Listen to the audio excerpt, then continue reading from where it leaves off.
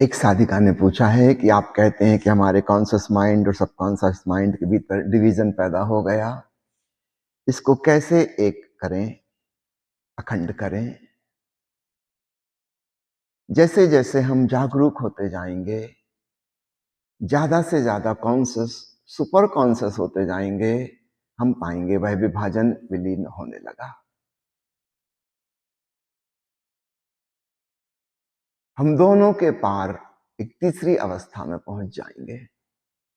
हम जानेंगे दूर से कि वह रहा कॉन्शियस माइंड, वह रहा सबकॉन्शियस माइंड, एक प्रकृति ने दिया, एक संस्कृति ने दिया, और मैं इसे जानने वाला हूं, इन दोनों को जानने वाला हूं। एक तीसरे बिंदु का उदय हो जाता है और तब वो जो द्वंद्व था, द्वैत था, वह क्षीण पड़ने लगता है। हम उपेक्षा पूर्वक उसे देखते हैं कि ऐसा है, दिस इज द फैक्ट। समाज ने, शिक्षा ने, संस्कृति ने हमें यही सिखाया, प्रकृति ने हमको ऐसा ऐसा दिया, और हम इन दोनों के ही साक्षी हो गए। हम दूर से तमाशबीन बन के देख रहे हैं कि ये खेल चल रहा है, और जैसे ही हम उनसे दूर हुए, हम उनसे मुक्त हो गए, दोनों की पकड़ से मुक्त हो गए। हम निर्द्वंद अवस्था में पहुंच गए। तो एक उपाय यह है साक्षी भाव का। अष्टावक्र जिसके पक्षधर हैं, पतंजलि जिसके पक्षधर हैं, बुद्ध और महावीर जिसके पक्षधर हैं, यह साधना का एक रूप है। दूसरा रूप है ताओवादी संतों का। वे कहते हैं दोनों को अंगीकार कर लो, स्वीकार कर लो, पूर्ण तथाता, दोनों का मिलन हो जाने दो। मेरा बायां हाथ भी है, मेरा दायां हाथ भी है, लेकिन मैं जानता हूं दोनों मेरे हाथ हैं, और इसलिए कोई फिर द्वंद्व नहीं। दोनों का मैंने स्वीकार किया हुआ है। मेरे दो पैर हैं, मैं दोनों पैरों से चलता हूं, आपस में कोई द्वंद्व नहीं है कि मैं बाएं के पक्ष में हूं, दाएं के अगेंस्ट हूं।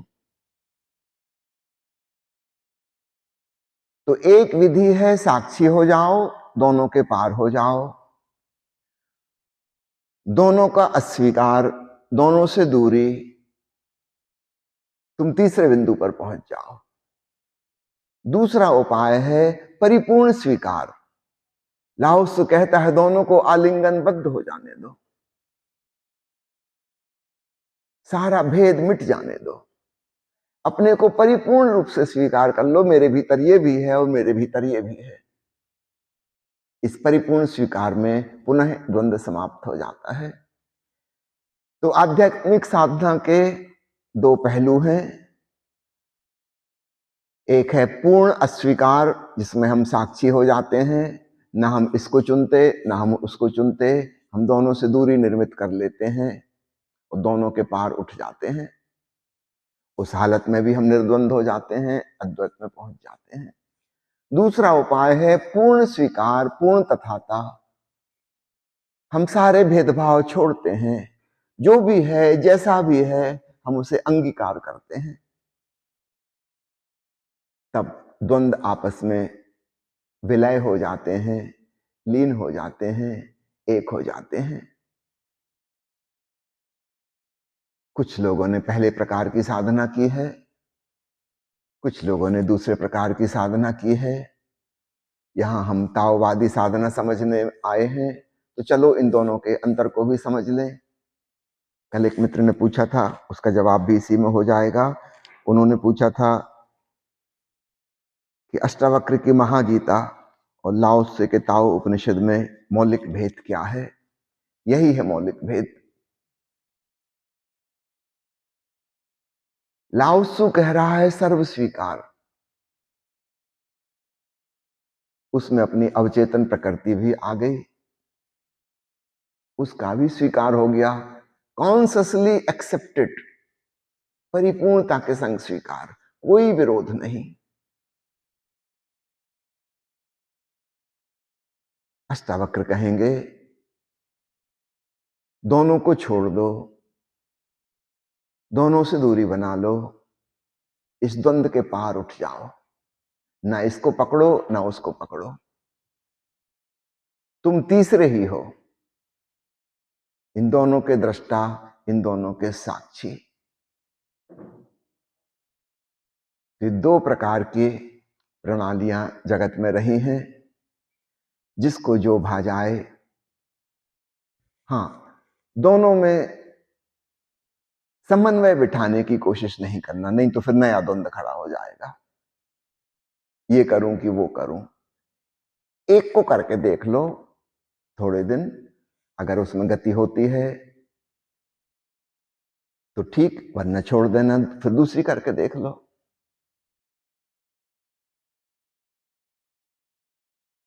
अधिकांश महिलाओं के लिए ताओ की पद्धति बहुत सुगम पड़ेगी, अधिकांश पुरुषों के लिए बुद्ध और महावीर और अष्टावक्र और पतंजलि की बात आसान पड़ेगी। पुरुष कुछ करना चाहता है, उसके भीतर कर्मठता है, सक्रियता है।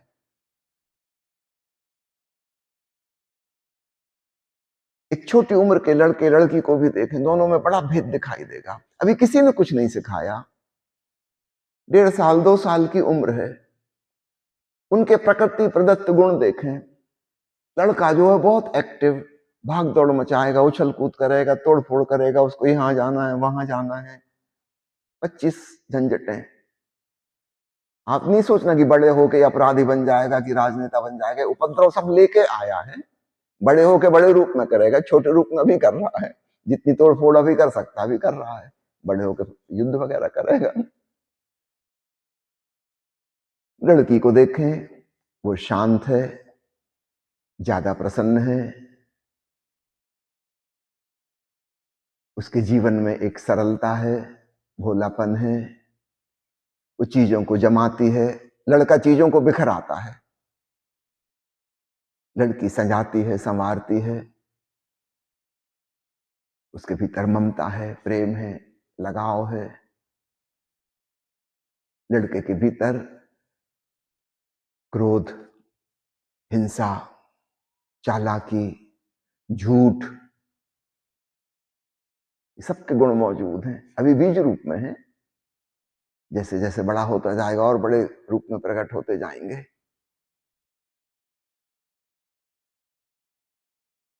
पुरुष ईश्वर को भी खोजना चाहता है तो उसको एक अहंकार का चैलेंज बना के, जैसे आक्रमण करने जा रहे हैं, हमने धन तो बहुत कमा लिया, बड़ा मकान बना लिया, लेटेस्ट मोबाइल का मॉडल हमारे पास है, अब देखते हैं ईश्वर कौन है, इसको भी पाकर रहेंगे।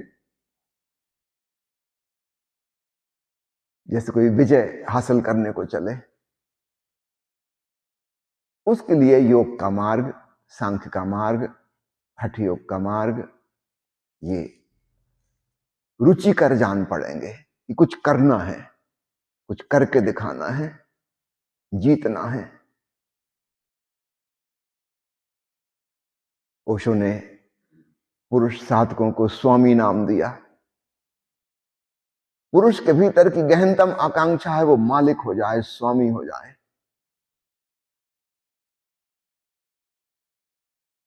उसको बर्दाश्त नहीं कि मेरे भीतर क्रोध है, अरे इसका तो गला घोंट कर रहूंगा। वो अपने से भी लड़ने तैयार है। जैन शब्दावली में एक शब्द आता है अरिहंत, बौद्ध शब्दावली में अरहत, उसका मतलब है जिसने दुश्मनों को नष्ट कर दिया। वो जो भीतर शत्रु थे, काम, क्रोध, लोभ, मोह, ईर्ष्या, द्वेष इत्यादि इत्यादि, उन पे विजय प्राप्त कर ली, वो अरिहंत हो गया। अब उसके कोई शत्रु नहीं बचे भीतर। पुरुष के भीतर गहरी से गहरी आकांक्षा स्वामी होने की है, मालिक होने की है। पति शब्द का भी अर्थ मालिक होता है, चीजों को अपने कब्जे में कर ले। उसके लिए योग साधना सुगम जान पड़ती है, कुछ करने का मौका है वहां, कुछ कर दिखाने का अवसर है, एक संघर्ष है, संकल्प करना होगा, महासंकल्प करना होगा। स्त्रियों के लिए एक सहज श्रद्धा, सहज प्रेम, सहज समर्पण आसान है। प्रकृति से लड़ो ही मत। इसलिए प्राचीन शास्त्रों में स्त्री को प्रकृति कहा जाता है, आत्मा को पुरुष कहा जाता है। स्त्री ज्यादा प्राकृतिक, ज्यादा नैसर्गिक। हाँ, पिछले 100 सालों में पुरुषों जैसी शिक्षा प्राप्त करके वह भी पुरुष वाली भाग दौड़ में लग गई, लेकिन यह उसका स्वभाव नहीं है। और इसलिए आज स्त्रियां जितनी असंतुष्ट हैं, इतनी असंतुष्ट कभी ना थी। माना कि वे गुलाम थी, पुरुषों ने उन्हें दासी बना रखा था, कोई सुख सुविधा उन्हें नहीं दी थी, किसी प्रकार उनकी प्रतिभा प्रकट होने का अवसर नहीं था, सब प्रकार के बंधनों में थी, चौका चूल्हे में बांध रखा था, लेकिन फिर भी वे संतुष्ट थीं। आश्चर्य की बात है, आज स्त्रियां बहुत स्वतंत्र हो गईं, मगर संतोष खो गया। कोई तृप्ति का एहसास नहीं होता। चाहे वो खूब धनपति हो जाएं, कि राष्ट्रपति बन जाएं, कि प्रधानमंत्री बन जाएं, कि गोल्ड मेडल हासिल कर लें, कि नोबेल पुरस्कार प्राप्त हो जाए, जीवन बहुत उदास, बेचैनी से भरा हुआ, तड़फता हुआ, जैसे कुछ आधा अधूरा रह गया, कुछ जीवन का प्रयोजन हासिल नहीं हुआ, क्योंकि वे अपनी प्रकृति से दूर चली गई। पुरुषों के साथ होड़ में पड़ के, महत्वाकांक्षा की दौड़ में पड़ के, वह दौड़ पुरुषों के लिए स्वाभाविक थी, स्त्रियों के लिए वो अस्वाभाविक है, उनकी बड़ी मुसीबत हो गई। उसमें जीत भी जाएं तो भी भीतर से उनको पता है कि हम बुरी तरह हार गए। वो जो स्त्रीण गुण थे वो तो चकनाचूर हो गए इस दौड़ में। वो भी पुरुषों जैसी कठोर और क्रूर और बेईमान और चालाक हो गई, सहज प्रकृति नष्ट हो गई। स्त्रियों के लिए ताओ की साधना, या भारत में जो प्रचलित रही है उसमें से भक्ति की साधना, ये ज्यादा सहज होंगी। अपनी प्रकृति को परिपूर्णता से स्वीकार लो, उसमें रमो, उसमें जियो सहजता से,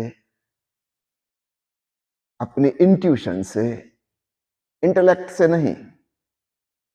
पुरुष इंटेलेक्ट से जीता है, महिलाएं इंट्यूशन से जीती हैं। अगर ऐसा होता है तो उन दोनों के लिए हितकारी है। अगर महिलाएं भी अपने इंट्यूशन को छोड़ इंटेलेक्ट के पीछे भागने लगती हैं तो फिर उनका जीवन अस्त व्यस्त हो जाता है। ऐसा लगता है व्यर्थ की मेहनत कर रहे हैं।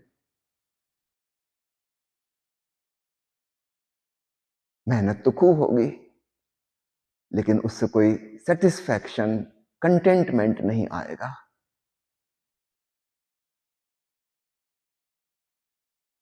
इसलिए दोनों प्रकार की साधनाओं को खूब अच्छे से समझ लीजिए। जो आपको रुचिकर लगे उस पर अमल कीजिए। ठीक है।